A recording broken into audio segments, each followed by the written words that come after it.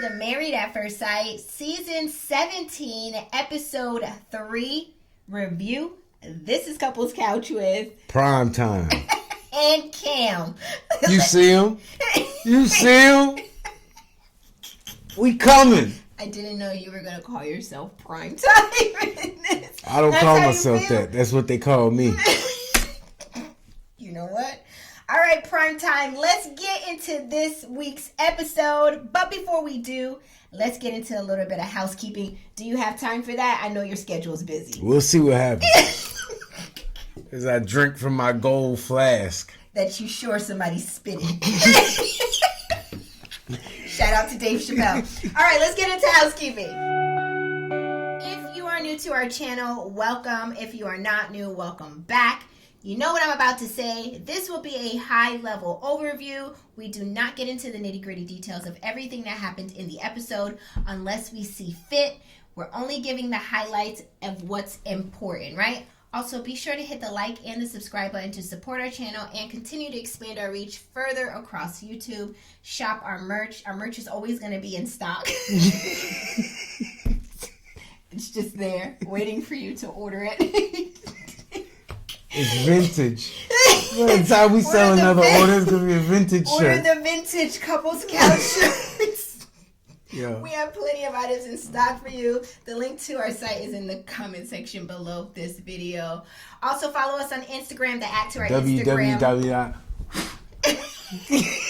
Blow the dust off. The to our Instagram page is running right here across our screen. Follow us so we can increase our followers on Instagram. That's all the housekeeping I have for today. Let's get into another episode of Married at First Sight Denver, episode 3. The show opens up with Cameron and Claire walking down the aisle. Well, Cameron's Young Dirk Nowinski. Claire is the one Sean walking Bradley. Down the aisle, actually. Cameron is. No. Cameron had to be down the aisle already. Right, but I'm saying Claire is walking towards him. Okay, so he's already at the end. You think they're going to walk down together? I'm caught up. What? Okay, Claire walks down the aisle. Cameron seems very happy when he sees her. He tells her when she gets to the altar that she is stunning, right? Breathtaking. Claire hears Cameron's accent and she goes, "Oh, now I understand the present."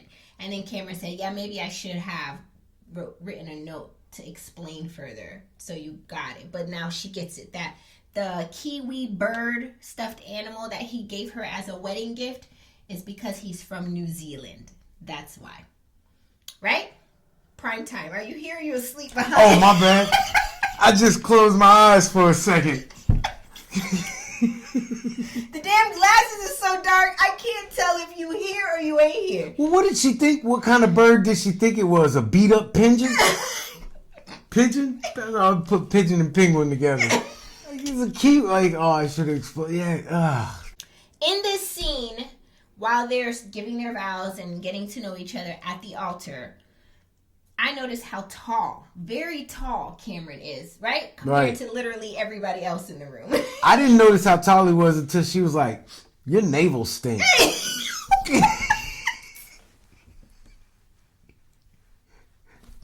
Because she was right here with his belly button. I get it. I got it. I'm picking up where you're putting down. All right. They read their vows to one another. They say "I do." And then they have a moment to go off to a little corner somewhere to get to know each other. Cameron shares that he has dual citizenship, so he's not here to get his green card out of this, right? Right. he's already a citizen. I'm already here. He ain't trying to lock you in because of that. He's good. The producers called me from 90 Day Fiance. Bro, I don't need to. He's good. He's in good. there, you know? Cameron shares that he moved to the States for a better opportunity. He also shares that if Claire is okay with it. Mistaken with the where he got in over here. He said to Claire, if she's okay with it, he would like to go back to New Zealand at some point to have a second wedding so his family could attend because they couldn't be here in that moment. They don't ride bicycles in New Zealand? That's all they had for that scene? You going way ahead. No, Let's get into the next I'm saying he said he came to America for a new opportunity. Like, they don't have bicycles in New Zealand? Right, because he does own a bike shop.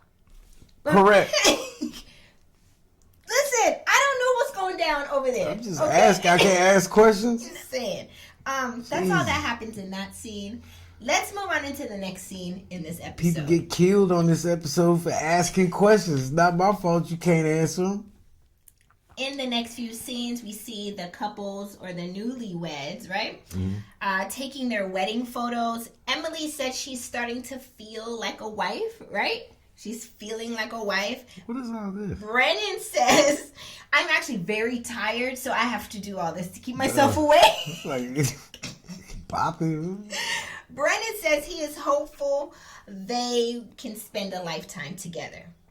Meanwhile, Claire shares that she is very giddy and happy about seeing Cameron, and she's excited about what this can become because he seems as though he is everything that she wanted. Whole time, Becca and Austin are also doing their wedding photos, and they're hitting it off very well, and they're laying on the kisses, right? There's a whole lot of kissing going on between Becca and Austin. You keep using these people's names, and since I don't know the girl them, with the pink I'm gonna hair. take it as disrespect. Becca is the girl or the lady with the pink hair. Bam! I got you. I know who we talk about. Yes. They're making out a lot in their first few moments of getting to know each other. Couldn't shave. This is how he roll. Okay. This is how we roll. How we roll. Dirty frat boy. Where Chris Brown at? You know I'm still a fan. And don't come for me in the comment section. Yes, I know what he did in the past. Can a man change? All right, let's move on to the next scene. She'll be the next one in the limo or Lambo. Go on with her. Take her, Chris. Love knows no pain. Heartache, dude. That was the end of those scenes with their wedding photos. Next, we go into commercial break, right? Follow me, y'all. Follow me. They take us to commercial break where we have Rudy, a.k.a. Keisha Knight Pulliam, or is it Keisha Knight Pulliam, a.k.a. Rudy, right? Keisha Knight pulled that thigh out is what she did. That's what she was doing. Hey, she was giving it to them. I ain't snapped back all the way, but this thigh is ready for consumption. So Keisha got on the screen and did a poll, right, for all the viewers that were actively watching while it was freshly broadcasted, right? And the question in the poll was this. Let's get into it. The poll shares, which couples do you think will make it all the way? So they have A, Emily and Brennan, B, Claire and Cameron, C, Becca and Austin, or D, Lauren and Orion. Well, who's your vote, Patrick? Oh, prime time. Apologies. Thank you. Prime time. Who is your vote? Which couple do you think will make it all the way? Unfortunately, I think we'll have a couple different couples make it all the way. Really? Yeah. Who do you think? Give us your votes. The two goofies. That's Lauren and Orion. Right. I already know what you're talking about. It's on the screen here too. Then Emily and Brennan, the party girl. Nah. You don't think they're gonna make it? Nah. Becca and No Shave. Austin. Yeah, they'll make it. Okay. And yeah, that's it. So those are your votes. B and D. Yeah. Patrick votes B and D are gonna make it. Drop your votes, Couch Potatoes. I hope none of them make it. Couch Potatoes, drop your votes in the comment section. Who do you think will make it all the way? My vote, I think, will be none of them. That's my vote. But they'll make it in their own way. Okay, so Lauren and Orion, they'll make it. Decision but day. they'll be pineapple people. I'm saying, like, they'll switch and bat and do all that. Can I take my vote back? Can I say, because it's different. It's a two-parter. You know what I mean? Because people be saying yes on decision day, but then get to the reunion and don't do it. Yeah, so none of them will make it all the way. Orion and what's-her-face will make it to decision day. But like I said, they'll be in a relationship with each other and a bunch of other things. And with that, let's move on to the next scene That's my opinion. That's what I think. In the next few scenes, we see the newlyweds having their wedding receptions. We're going to go couple by couple, right? First couple, Claire and Cameron. During their reception, Claire shares that she seemed to always attract guys that were codependent on her. She tells that to Cameron while they're, and then Cameron says, I could see that happening for you. And I'm like, wait, Cameron, what? And then he realized how it came out and he took it back. He retracted his statement and he says, I'm just meaning that you're a very pretty lady or pretty girl. And then that attracts, probably guys. You too far in. I'm sorry. It was lost in translation. Stick with that. Just leave it alone. What is you saying? Just leave it alone. Oh, you look like a chick that get bad dudes. Next, Cameron meets with Claire's sisters and shares that he thinks that their mom thinks the world of him and that she has nothing but nice things to say. And then he started to proceed to talk about how he excels academically and has always excelled academically. And then the sisters started to be like, oh, well, brush your shoulders off then. Brush your shoulders off. And then his dumb ass did it like... thinking he had lint on there. I get it. I get it now. I think he organically or authentically was just speaking, not really trying to brag on himself. I think he was just talking and then the sisters took it that way. That was just my interpretation. I think he meant no harm. He don't mean no harm, right? That's because you do the same stuff. That's why you didn't see nothing wrong with the best compliments come from other people. He just talking. Just talking. Everybody loves me. He don't mean nothing by it. He's just trying to talk, I always got good grades in school. Yeah. If you see my 4.5 million views on TikTok. We just be talking. Yeah.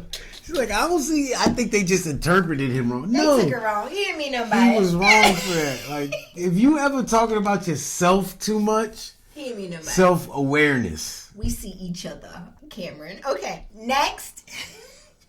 Claire and Cameron meet with Claire's grandmother for some marriage advice. She says she was married for 60-something years. She don't even know the exact number no more. The first time in 80 years, the second time. She shares. She shares by the seashore with Jesus. The grandmother, shares her that she was there when Moses split the Red Sea. She was a very sweet lady who shares. You see this saying? I knew it when it was a boulder. The grandmother shares her biggest piece of marriage advice is to not argue. Just cut it off when you start talking. Cut it off is what she said. What's your biggest piece of marriage advice, Patrick? Don't do it. But for real, don't. Unless it's the right person. My biggest piece of marriage advice is don't marry a stranger. That's what I'd have said if I was a grand. In all of my 97 years, I ain't never heard about nobody marrying a plumb stranger. Not a plum. Listen, my biggest piece of marriage advice, take it or leave it, right? I'm not a marriage counselor. That wasn't the advice? Take it or leave it? No, not that. Is in an argument, because I don't believe you could just not argue. I want to hear what you believe next, because I've been in a few with you. In an argument, don't say things. Yeah, already, that's a lie. That you can't come back from.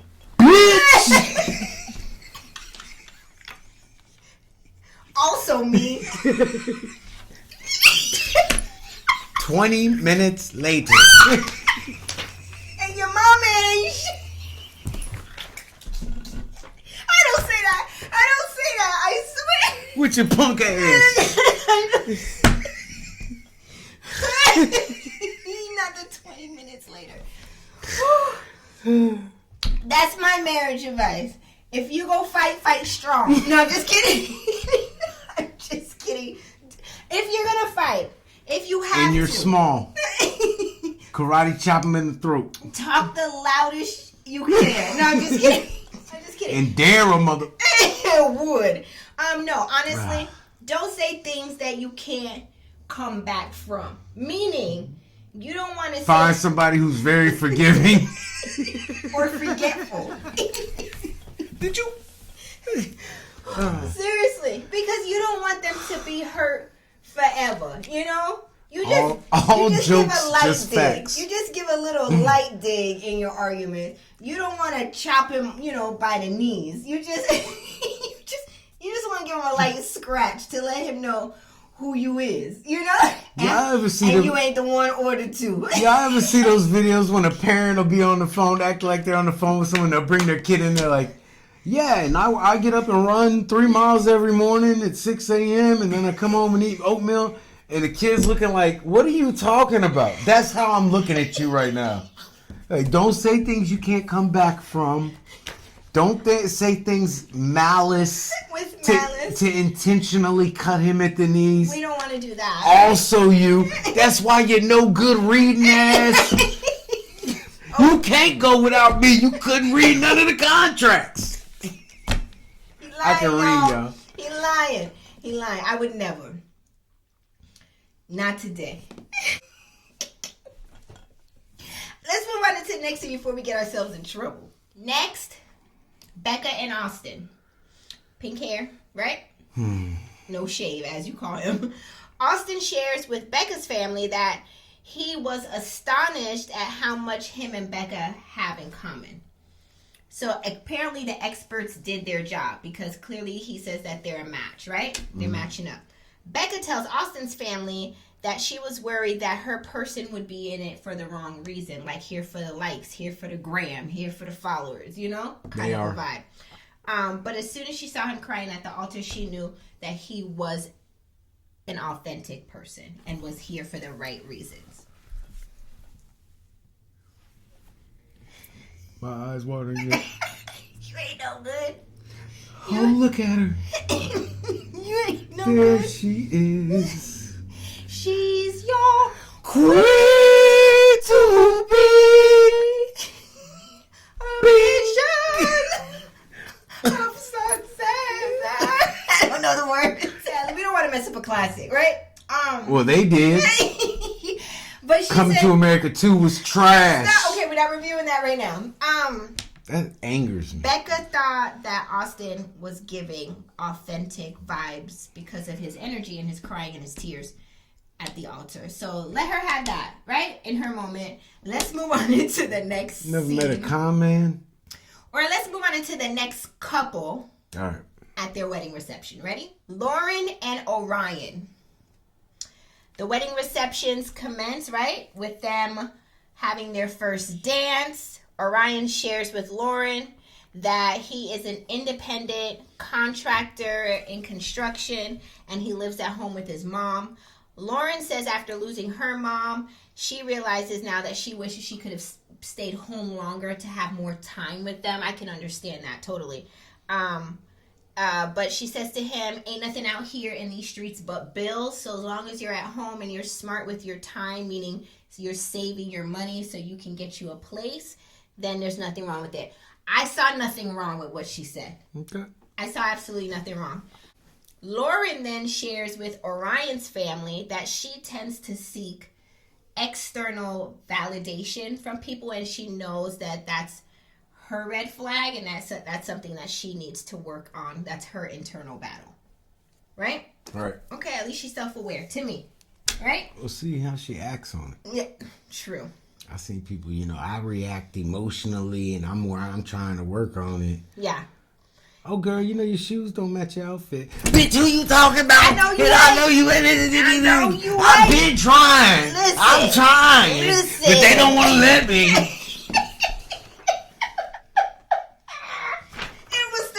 But they don't want to. It was that for me.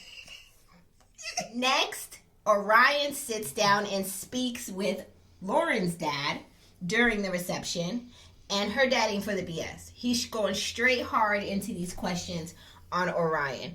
Pass the cow glasses on. His dad first things first says, I was wondering if you own a toolbox so that we know if you could fix some things, right? Right. Orion shares that he has been in the electrical trade for 7 to 8 years, and he is also a licensed in real estate and electrical in New York as well. Remember, they're in Denver right now, right? Right. Dad says, so do you see yourself staying in Denver, Colorado permanently? Or are you like trying to be everywhere? Orion says, I wouldn't mind getting up and going out to the East Coast and having fun and doing this and that every now and again. Having a house on the East Coast. Mm-hmm. And then coming back to the mountains to play. Yeah, he got this fantasy island, idea of what he want to do. Or maybe it's not fantasy island. Maybe this is what he plans to do. We don't know. Dad said he is concerned because he didn't hear nothing about including his daughter's wants or Orion's wife's, decision on if she want to do that or not. Or is he out been here married trying for to 45 minutes. Or is he out here trying to chase different opportunities? Like, what you trying to do? Orion starts sweating. That ponytail start getting a little wet. With that little white wrap, he got it wrapped up in. White wrap start untying. Yo, he ain't playing. I'm out here. You on your own, Orion. Take me back to the grass dances.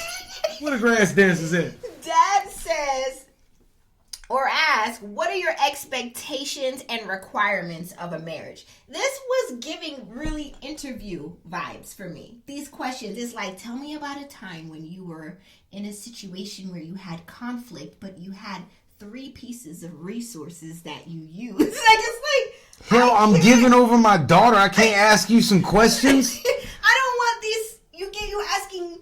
I just want to.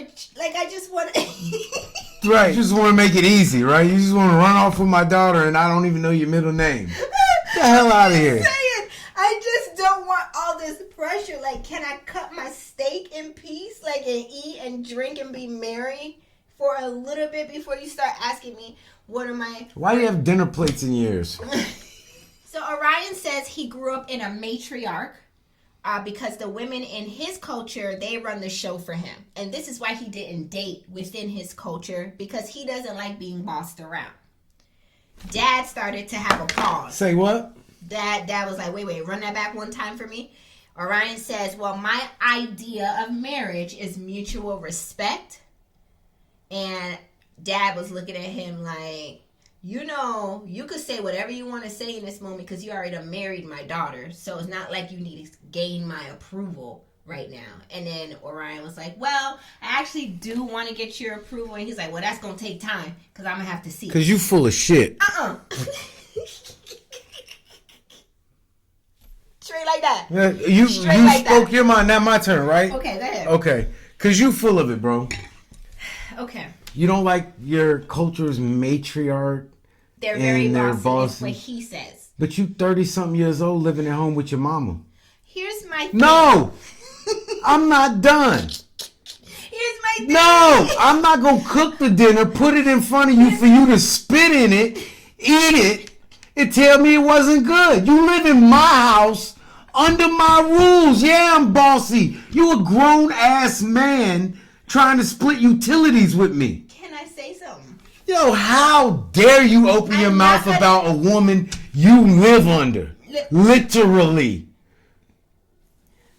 The disrespect of your little skinny, scrawny ass. You better go out there and start dancing in the grass because you ain't coming back to this house. The only thing I want to say is that... these kids, boy, I tell you thought what? Please tell me you thought he was in the right somehow. I didn't think he was in the right. I think he don't even know what he's talking about. I don't think he was in the right. He gonna go back I'm not defending him because I know that's why you keep cutting me off because you think I'm about to defend him. I'm not.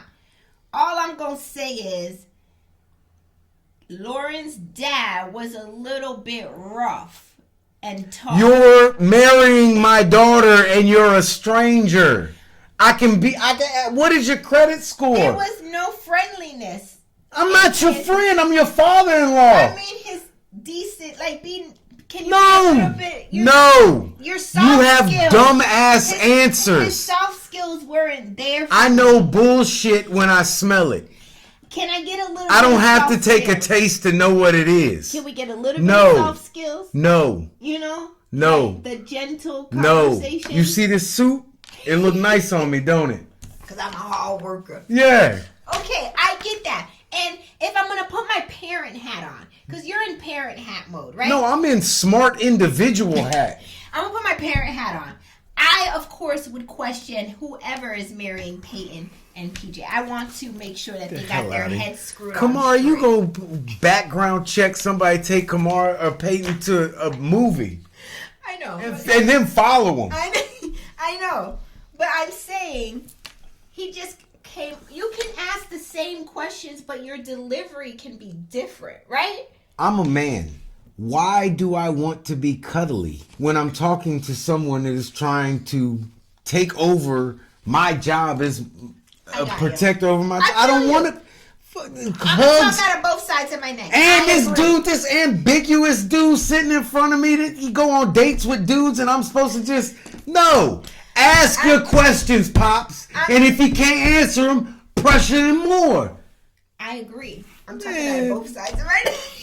I agree. But the other side of my neck says, can we just use a little bit of soft skills in it? You know? Bro, this is why I don't be around people.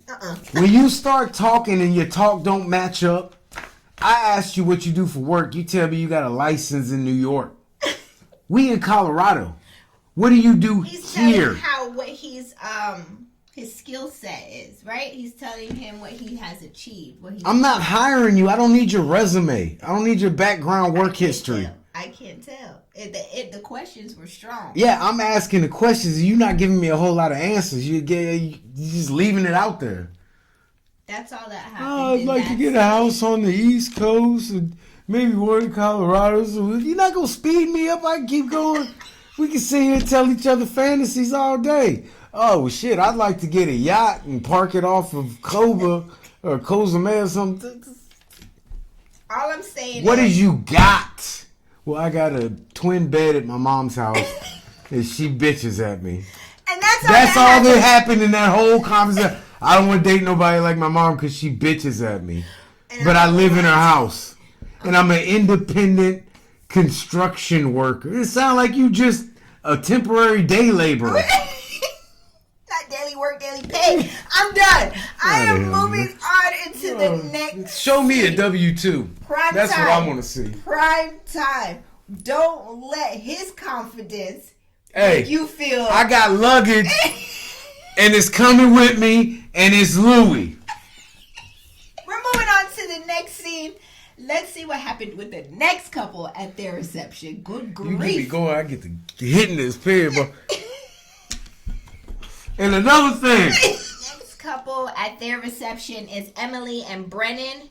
They're at their head table during their reception, giving little smooches here and there. You know, they discuss what ages they are. I believe Emily said she's 29 and Brennan is 28.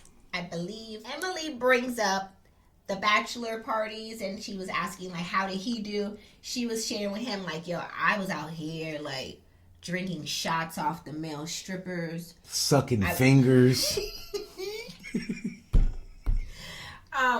Brennan was looking like, she was like, yeah, I had a wild time. I was taking shots. I was doing this. And immediately, Brennan realizes that this girl is a party girl. Bro, you still got them penicillin shots? Next, Brennan speaks to Emily's friends during the reception. Brennan asked Emily's friends, have they ever met any of the guys that she's dated? Because she hasn't had a long-term relationship. They were like, well, like, there hasn't been, like, any guys that, like, were worth her, like, time.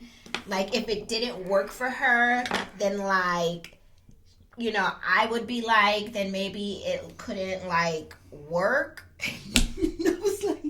And I was like, did the Kardashians and Clueless come together at the same time. Clueless, the movie, that is. Oh my God. What was going on here? That's why they legalized weed up there.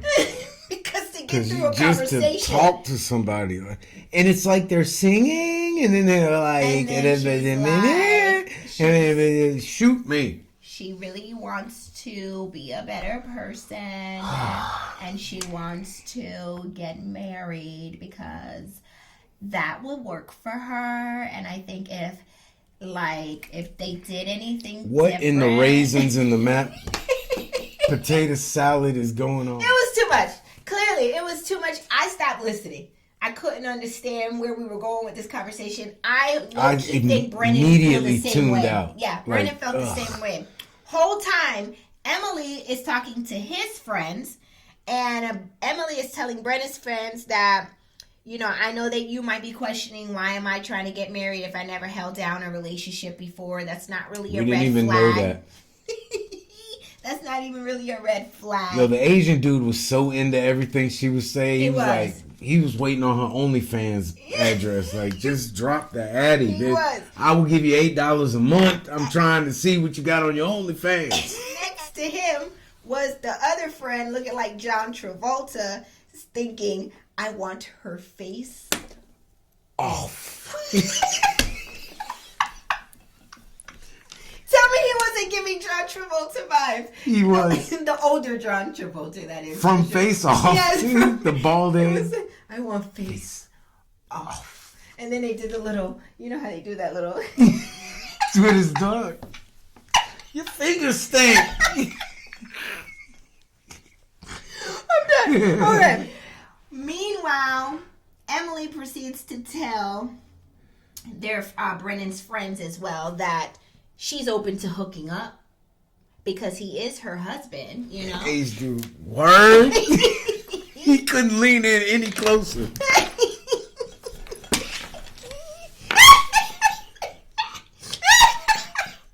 So you'll hook up with him tonight?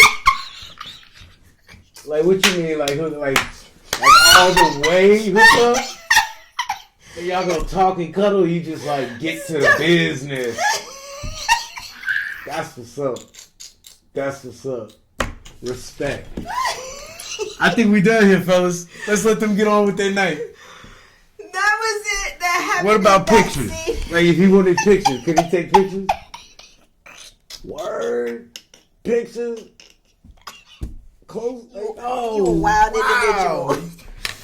I like you. I like your attitude. Go get her. Go get her. That was all that happened in that scene. Let's move into the final scenes of this episode. In the final scenes of this episode, the receptions are wrapping up. Everybody is like, pack it up, pack it up, pack it up. Party done, party done. I'm sorry, that's from the Sean Paul episode. There's Sean Paul video. You remember? Did I miss that episode? Sorry, I meant the... Did someone get caught cheating? He's like, it wasn't me. I think it was just... Was it the Give Me the Light episode? Why I keep saying episode? The Give Me the Light video? Just give me the light. It was maybe that. At the or end? Was it I'm Still in Love? I don't know. But anyway, that's when the grandfather came in. Or his father. Do you remember at the end? And he was like, they were in a basement. He was like, party done. Party done. Come on. I hadn't met you. I didn't... I'm sorry. That's the Jamaican side of me coming out. I couldn't understand. What were we talking about? Oh, in the final scenes of this episode.